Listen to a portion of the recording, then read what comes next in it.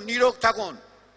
আগে লোকে আমার পয়সা দেখে জ্বলতো, আরে লোকটা মার্সিডিজ চলছে, উরে বাপ, লোকটা প্যাজেরো গাড়ি চলছে, বোম্বেতে ফ্ল্যাট কিনে রেখে দিয়েছে, হাতে 5 লাখ টাকা দামের ঘড়ি পরে।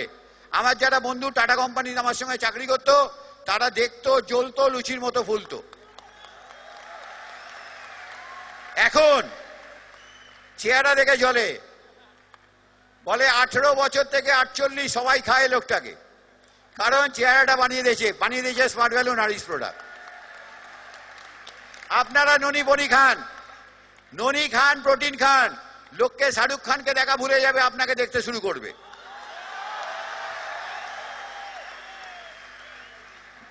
ননি খান, প্রোটিন খান, শাহরুখ খানকে ভুলে যাবে। আমি গ্যারান্টি দিয়ে বলে দিলাম, শাহরুখ খানকে ভুলে যাবে।